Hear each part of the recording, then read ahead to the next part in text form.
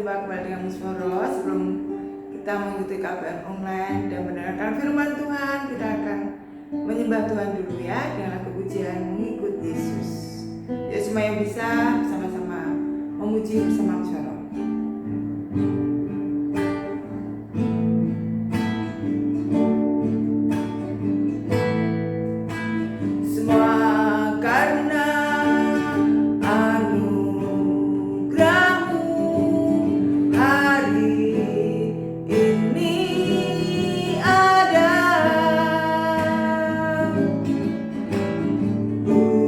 Bukan karena ku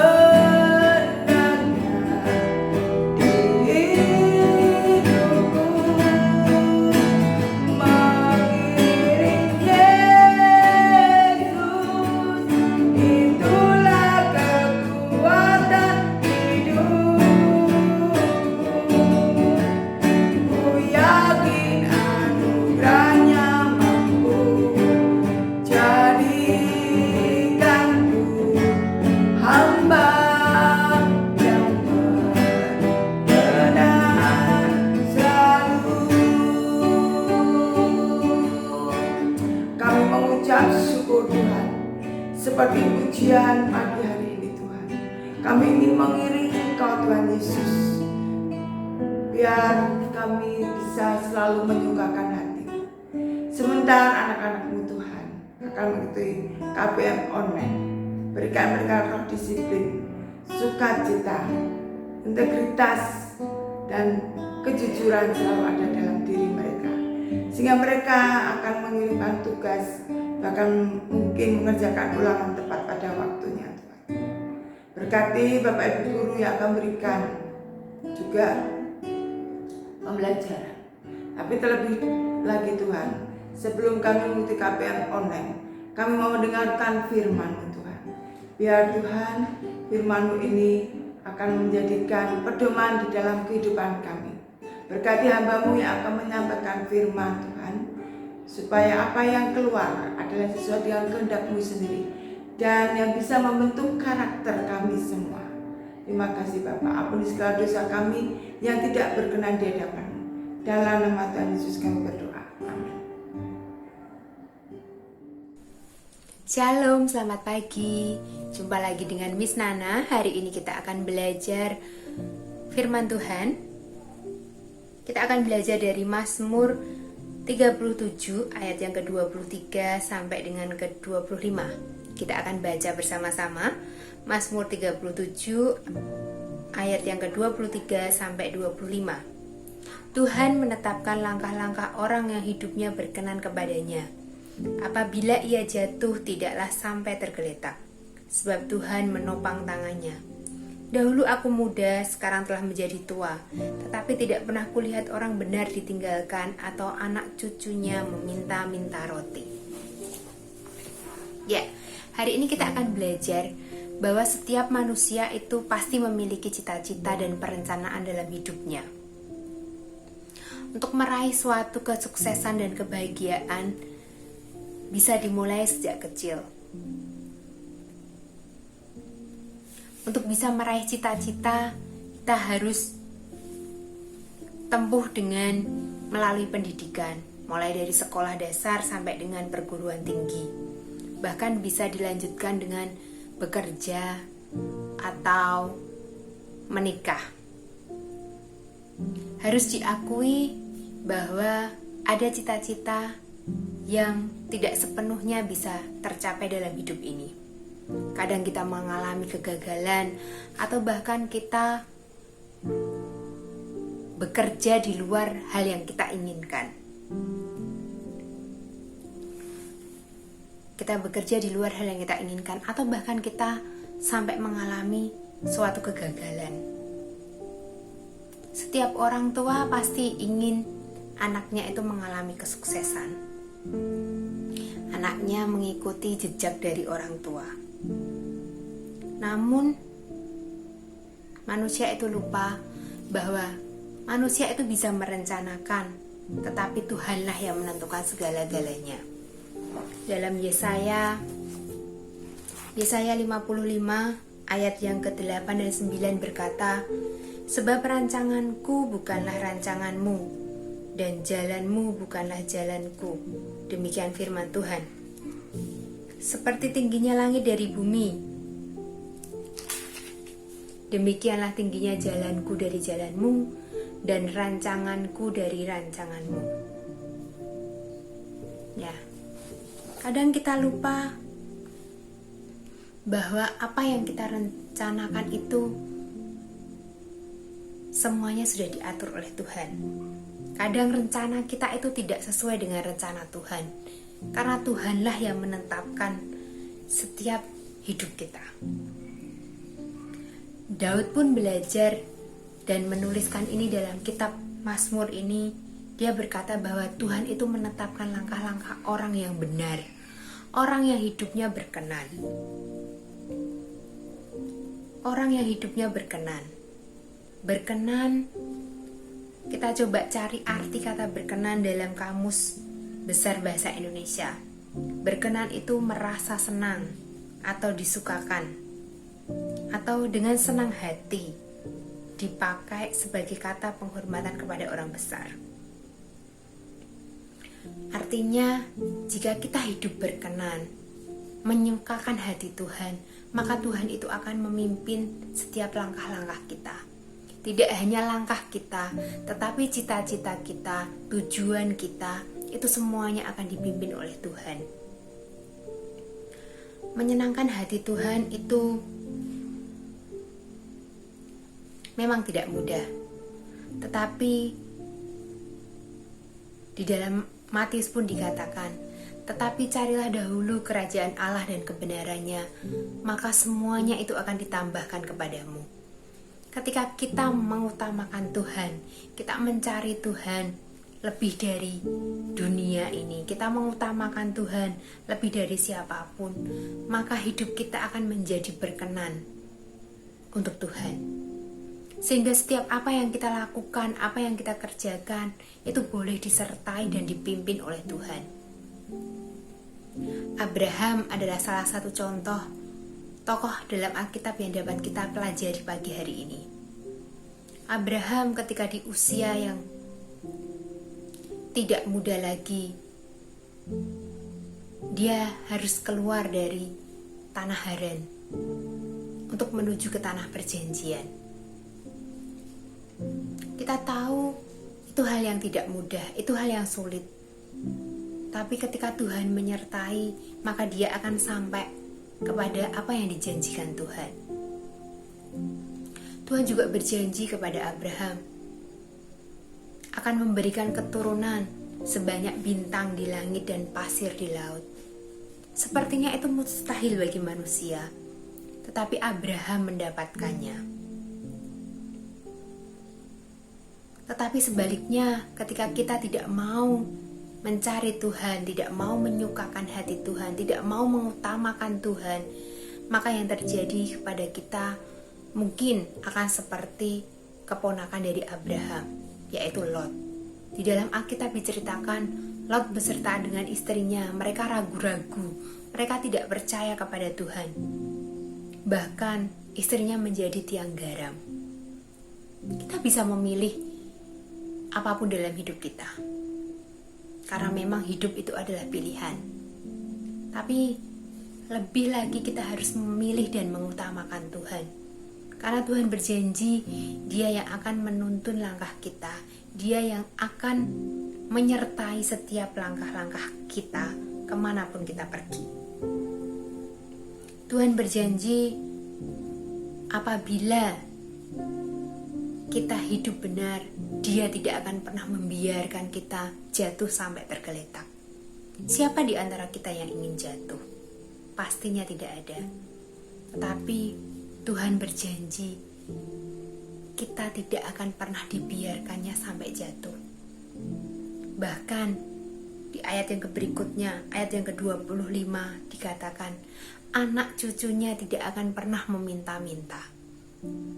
Itu artinya bahwa dalam hidup kita, Tuhan tidak akan pernah membiarkan kita. Sampai anak cucu kita pun juga dipelihara. Pemeliharaan Tuhan itu nyata dan sempurna dalam hidup kita. Yesaya 46 ayat 4 berkata, sampai masa tuamu aku tetap Dia, dan sampai masa putih rambutmu aku menggendong kamu. Aku akan melakukannya dan mau menanggung kamu terus. Aku mau memikul kamu dan menyelamatkan kamu. Ketika kita percaya menyerahkan hidup kita sepenuhnya kepada Tuhan, maka sampai masa tua kita, sampai masa rambut kita memutih, Tuhan itu akan menyertai kita.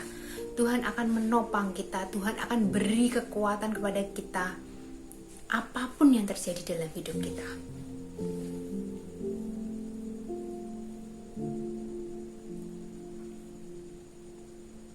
Miss akan akhiri renungan pagi hari ini dengan sebuah kisah. Ada seorang akrobat yang selalu memamerkan kehebatannya untuk melintasi air terjun Niagara.